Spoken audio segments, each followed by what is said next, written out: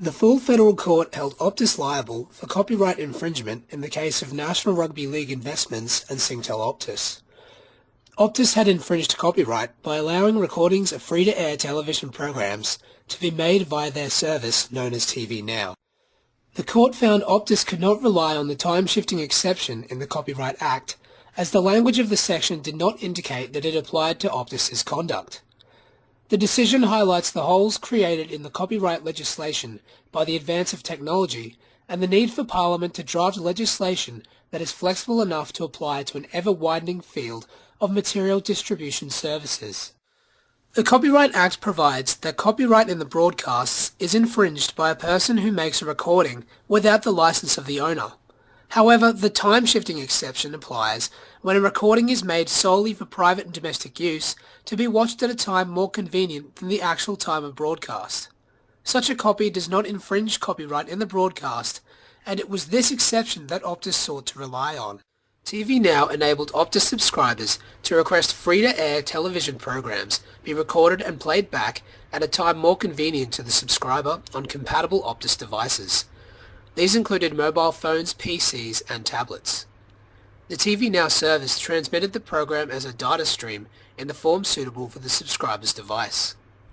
However, the AFL and NRL had previously granted Telstra an exclusive license to communicate free-to-air television broadcasts of football matches to the public by means of mobile devices. Accordingly, they made a claim of copyright infringement against Optus. The first issue was to decide who had made the recordings. The court reasoned that Optus and the subscriber, acting together, were jointly responsible for making the recordings. It was said that Optus's role in capturing, copying, storing, and making available the recordings was so pervasive that it could not be disregarded when considering who made the recordings. However, without the effort of both parties, the recording could not be made, and thus both parties were held liable. To decide whether the time-shifting exception could be relied upon by Optus, the court referred to the parliamentary intention of the legislation.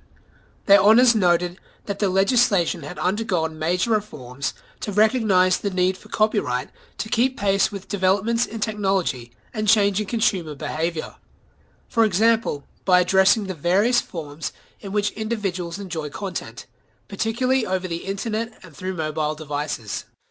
Their honours reasoned that private and domestic use was intended to cover such behaviour that could include where consumers had a right to enjoy copyright material they had legitimately acquired.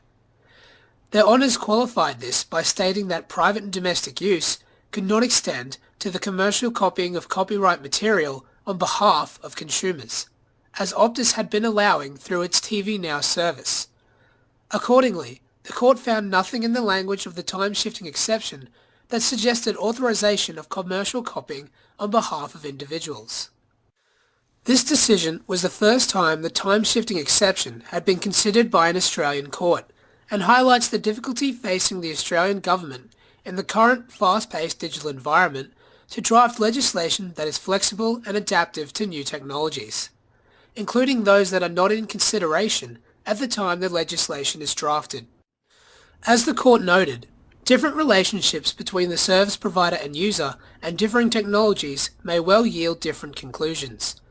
This is highly relevant when considering the effect the legislation may have on Australian providers of cloud-based data streaming services that store copyright material on behalf of a paying consumer and that may be caught by unclear Copyright Act provisions.